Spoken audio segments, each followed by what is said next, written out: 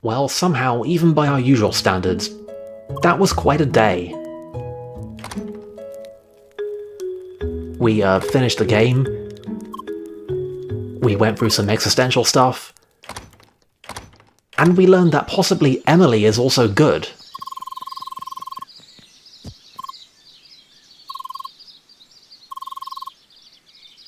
Well, I say learned.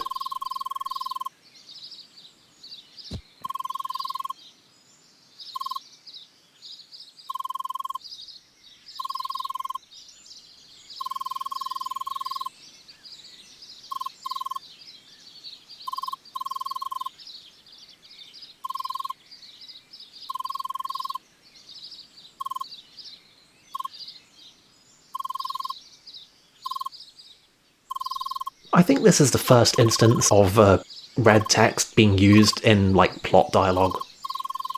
Little curiosity. I might be wrong, though.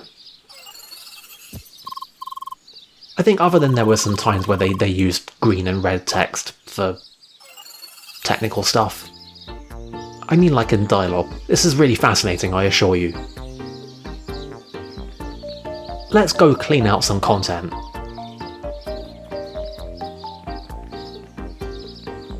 First stop, literally just Satoshi's house again.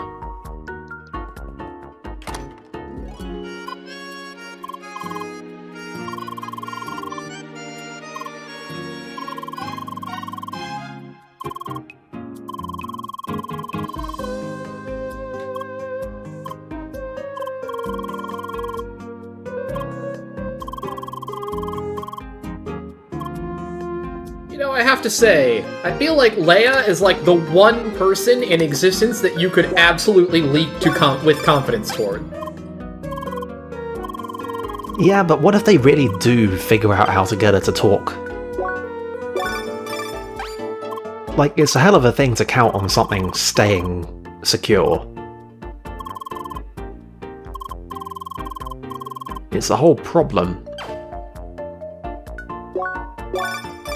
That said, the chances of that happening soon enough to be a problem for Crossworld's New Horizons is still relatively low.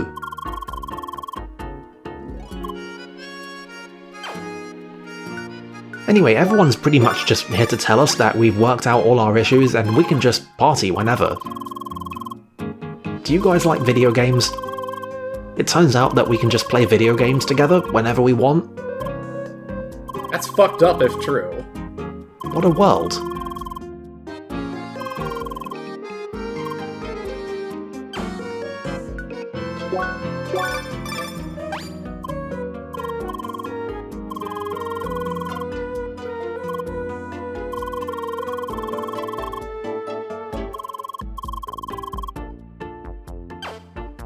And if that's true, that means that Instatainment adapted this whole thing pretty quickly. Because Evotars have only been, like, known to them for 7 months and change. So, either this thing has just gone into development, or they've done a lot of very panicked work relatively late.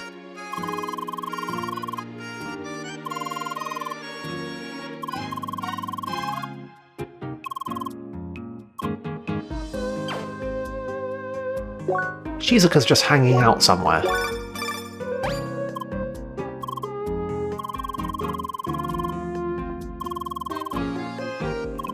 I like how Sergei is just level 1. You think he's got his hacks applied to his own character? I mean, definitely not. Don't be absurd, he would never. I mean, other than the fact that he's able to be here and walking around at level 1 in the first place, because, you know, you can't leave Newcomer's Bridge without being level 3, as somebody informed us in quite comprehensive detail. But other than that, he would never.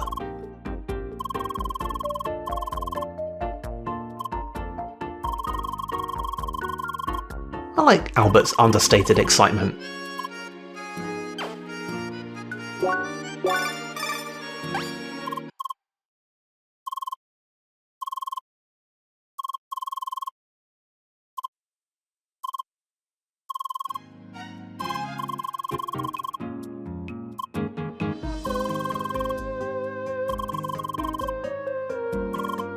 Well, that's funny you should ask, Buggy, because I have a suspicious feeling we're about to find out. Just give me a second while I take a break from Googling how to fire my friends.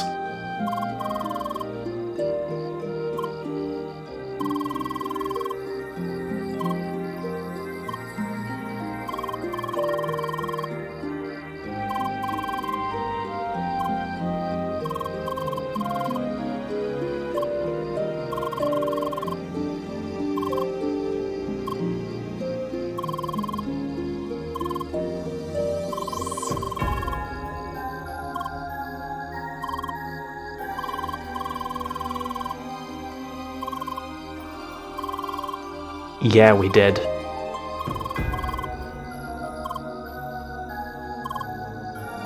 So yeah, I imagine a few people probably missed this because it's kind of out of the way and you only get a hint for it if you actually go scrolling through your contact list and calling people. But you can just rematch Shizuka whenever you want. Also, now that we've cleared the final dungeon, I finally upgraded all of our gear and now we've got the full-on endgame shit. And it is beautiful.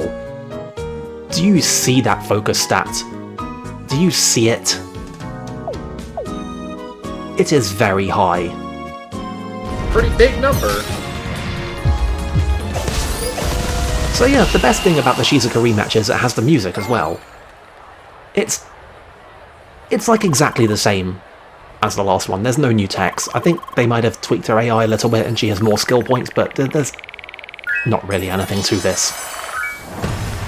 Like the other PvPs, it is more or less an automatic platinum if you win with the shutout.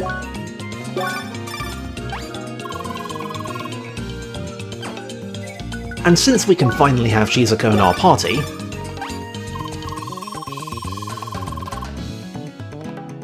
yes, thank you, Shizuka, we can expose our friends to her.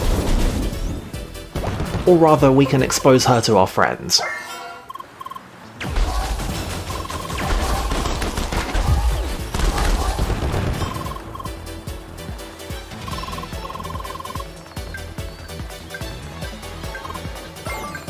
I'm honestly a tiny bit surprised Emily didn't already have an extensive list of questions prepared.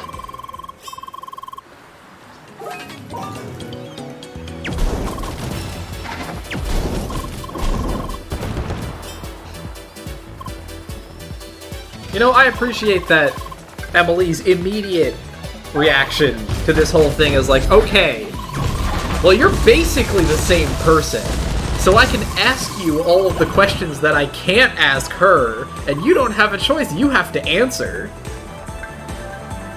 Because you're stuck here with Leia too.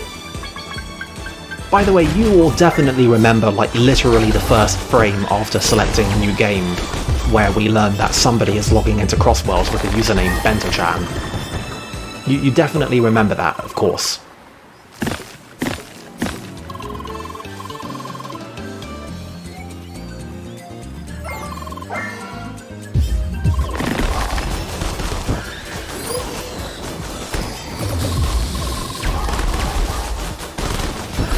Things I've learned about music in the 35th century are that something called quantic wave exists, but also people still listen to Supertramp.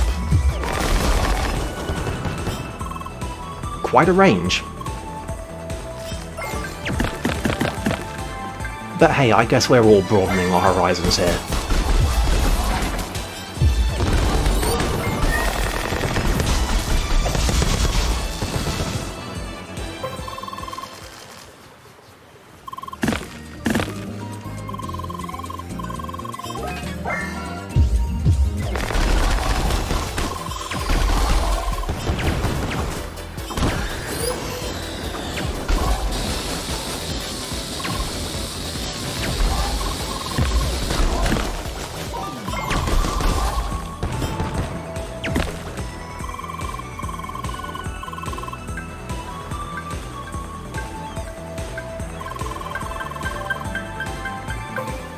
I think it's possible that Emily might not only be good, but also completely transparent.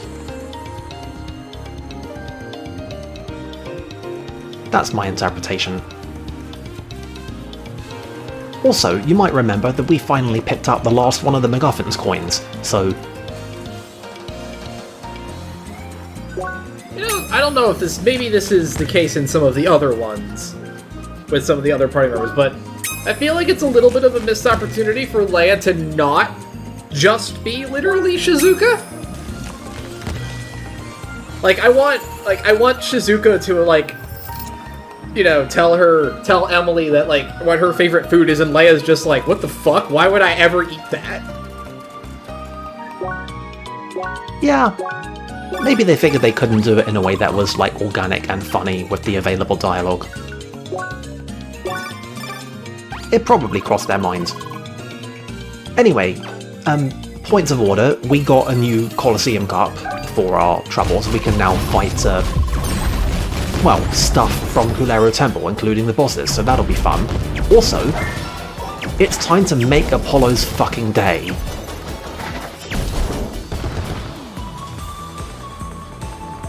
You know, right after we've heard out the stuff that he has to say about the enemies around here, which, as before, is surprisingly dull. It literally just consists of a name followed by a combat tip. But more importantly, we've finally done it. We have achieved an all-Stereomancer party.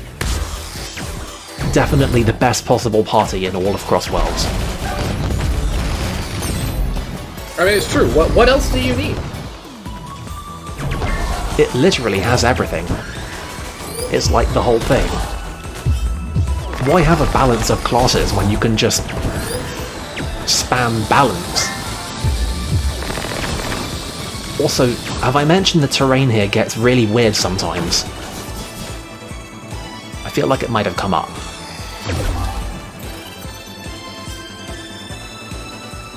Like, seriously. These aren't bad enemies, but these fish, sometimes, fighting them can just get really fucking irritating. Ah, see, you accidentally clipped that one piece of coral by, like, 1 pixel. Fuck you!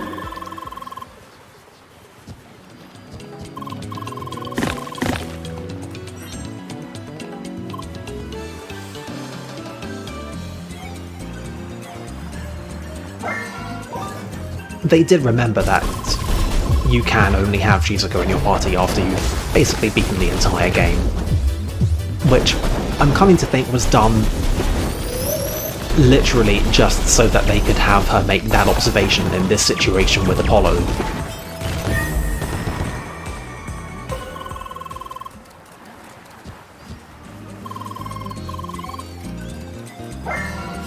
Yeah.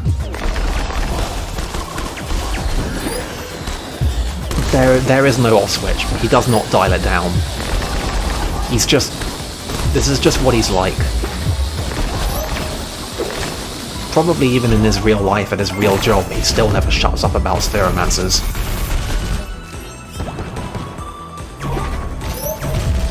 That would be an interesting work environment. What do you think he does for a living?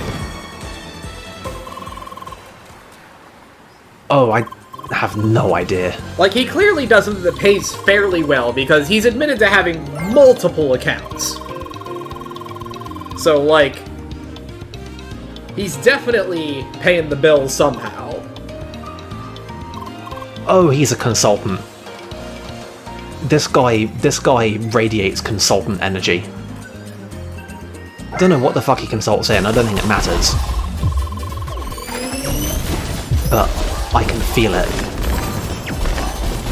Also, there's a development lore slash tidbit slash fan theory slash what the fuck ever that Apollo is just like both his username on this account and just like actually his surname, and I think it's word of God that his name is Mark Apollo, and he just rolls with that in CrossWorlds for reasons. Never ever comes up anywhere in game, but I could believe it.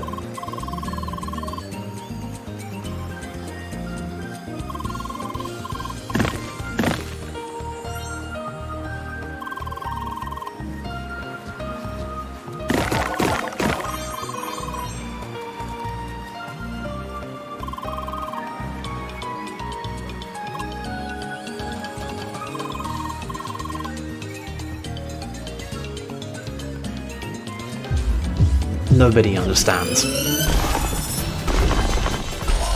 Picture the correct way to fight balloonfish.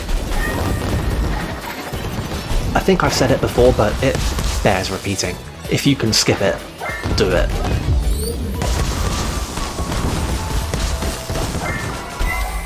Finally, there's one more conversation with the Lucases.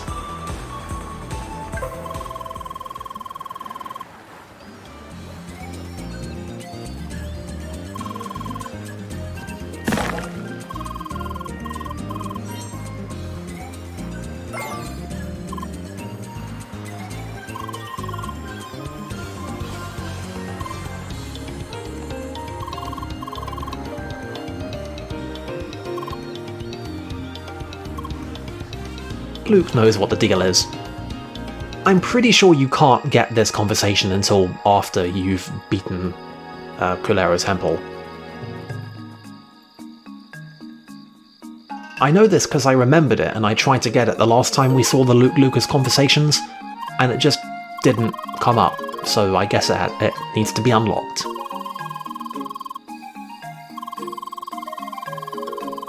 And I guess inevitably,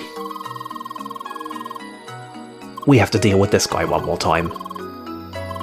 Yes, please, for the love of Christ, keep it short. I am literally begging you.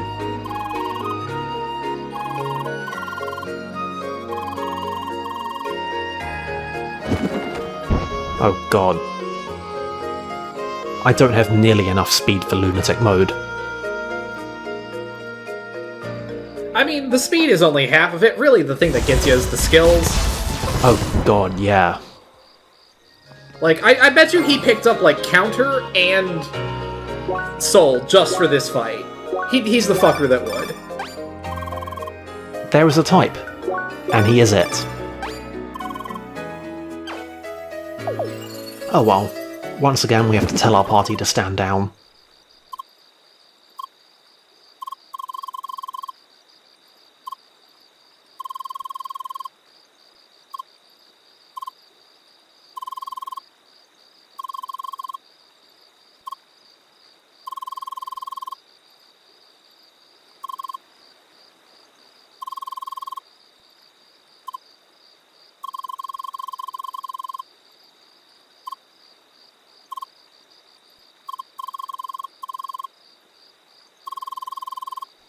Holy shit, are we sympathizing with him now?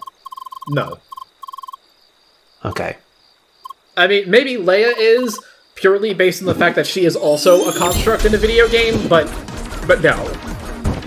No, Sal can go fuck himself. Yeah.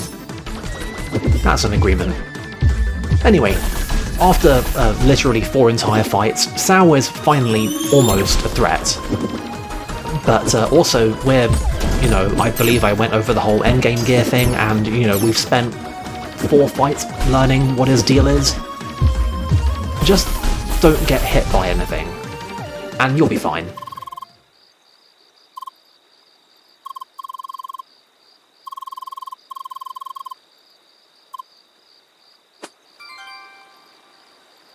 I like the implication that he promised somebody a reward, as if, like, any Seeker that happened to walk up and challenge him could have gotten that. Like, we would have done this fight, and he would have been like, oh, yeah, I gave it to Emily already, sorry about that. He says this line about the NPC 2 screens down south, no matter where you are in the game. I don't know if they gave him screens that have NPCs 2 screens down south from all of them. I don't know, that seems like the kind of thing they would do for the sake of this joke, but...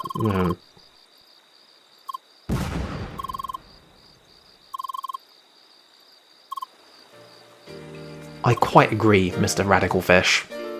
I cannot believe that's what it took for them to drop the banhammer. Let's just never with any of this ever again. Incidentally, that's 2 baggers now that have been unceremoniously deleted from proceedings. This is an interesting weapon. You might not be familiar with the scaling that governs scope and legwork, so maybe 50% legwork doesn't seem like a big deal to you, but This thing reaches full aiming, like literally instantly, and lets us move at something resembling full running speed while aiming. Also, it's the only ascended gear that you can get, other than the cross gear, without beating the final dungeon. So, There's worse alternatives. There's something in this, I think. Anyway, do you know what we haven't had in Crossworlds yet? Lucas, whenever you're...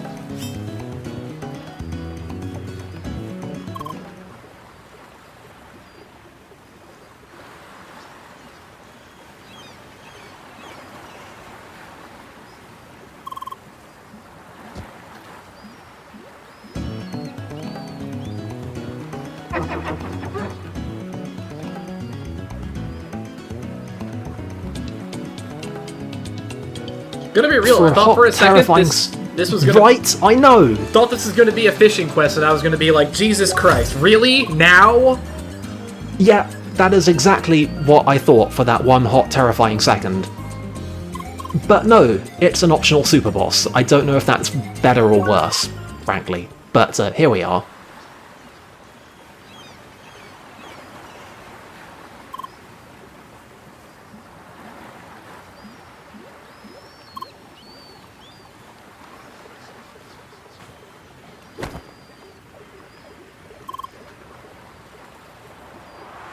See, those horns were good for something after all.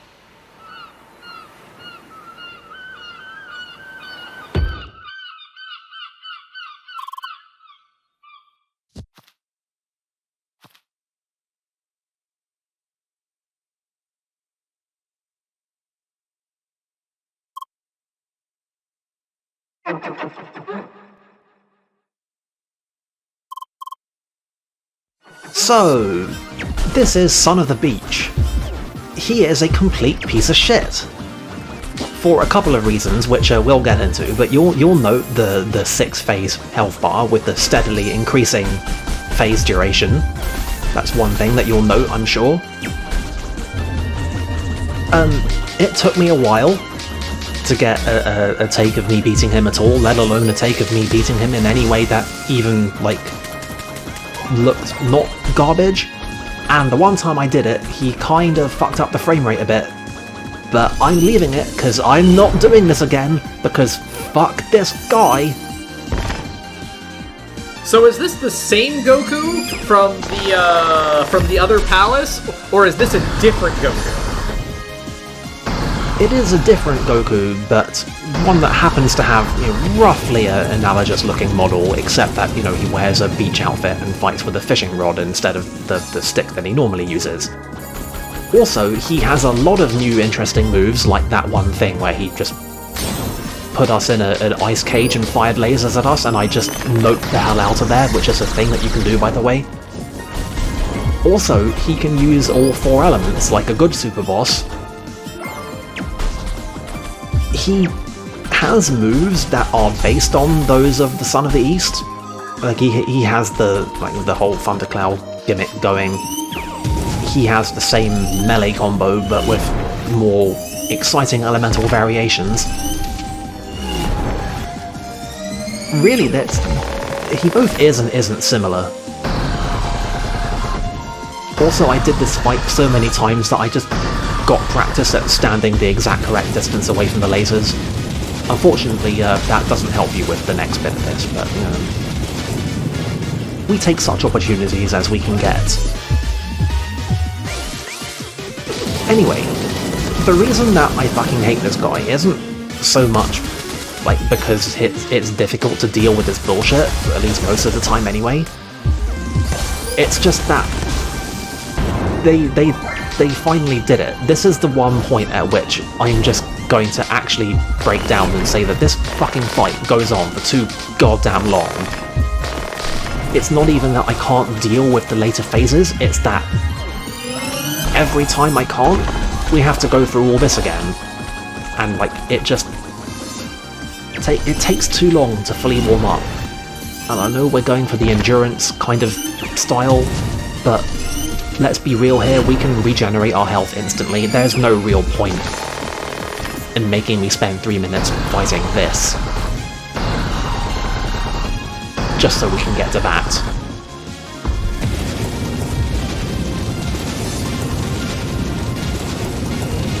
Anyway, I haven't really talked a lot about the tactics at work here, which is pretty much because they don't require much explanation.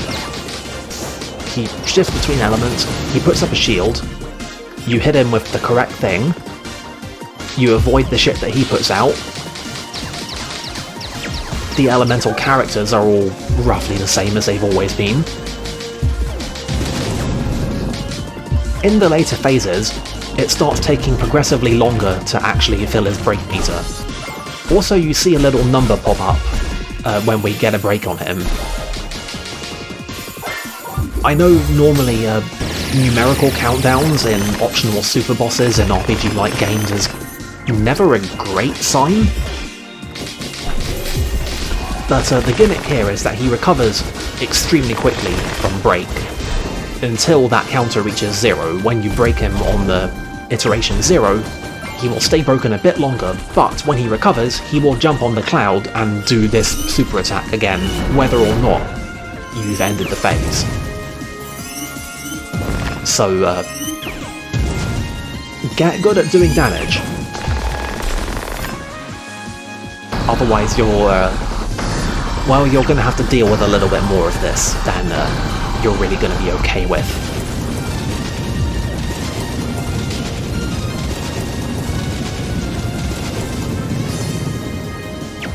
Anyway, second to last phase, and now we're finally getting real. When he lands some hits on us, which he will, take a note at the level of numbers that we're seeing. Although I guess do remember that we are running a relatively high-risk, high-reward focus build with very middling attack and defense. So, he can sting us. But also, there's only so much that higher numbers are going to do for this. Also, he uses Scarlet Rain now. I mean, it's not literally Scarlet Rain, but he does that thing that I do. Also, he starts busting out shit like this. Do you see how much damage that did? This is the fucking real shit. This is the optional super boss. I absolutely should have closed in for an Eternal Winter here. I thought he was about to bust something out. I wasn't, even at this point, I still wasn't really on board with the countdown gimmick. So yeah, the shield goes down, he messes around for a bit, does a couple attacks, but then he will break this out again, so you gotta finish him. Yeah, because he's gonna get right back into another one, too. Yep. The good news is that, kind of like with Genthar in the temple, the overall damage resistance it's something, but you can still do enough shit damage when he's shielded that you can get a couple more pixels of health out of that bar if you have to, under pressure. And last phase, we get the standard issue Angry Red Glow. We get even more attacks. Somehow the numbers get even fucking higher.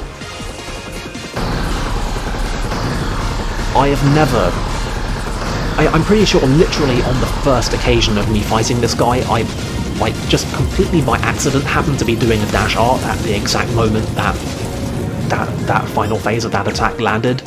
And I was like, oh, I guess I'm outside this. And I just never ever once bothered to deal with it. I assume it's very difficult to deal with.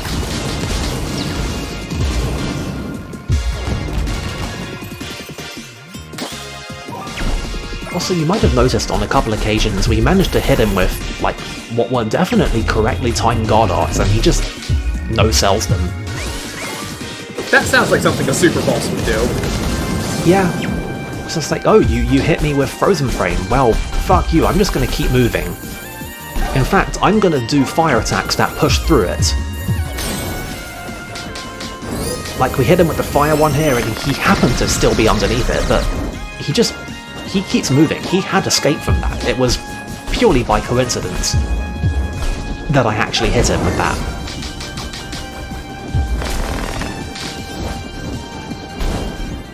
Anyway, here's my one-step plan for immediately turning this fight into a good fight.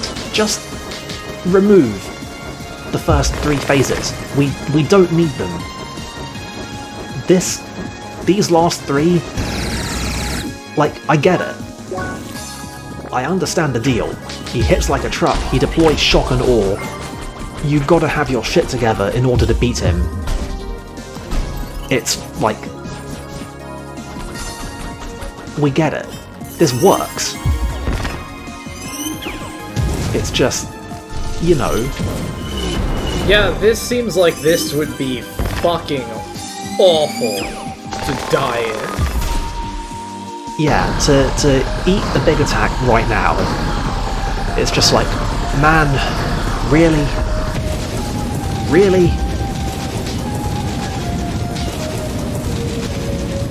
I feel like if I had like an actual channel and not just a series of ongoing Let's Play videos, I would do stuff like I would have videos talking about concepts that I'd give little weird names to about game design stuff, one of which would be a thing that I would term retry tangent, which is how much it sucks to get beaten by a game, how much time you have to spend retrying, and why that number should always be very low.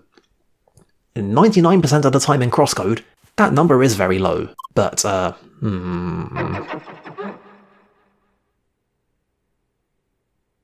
well. Only 25% hard feelings. Other than that objection, I still overall think that this is actually a good fight. It's just that, you know...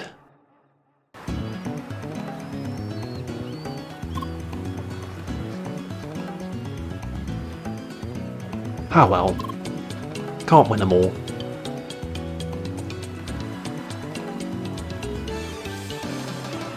I mean, canonically we can win them all, but you know what I mean.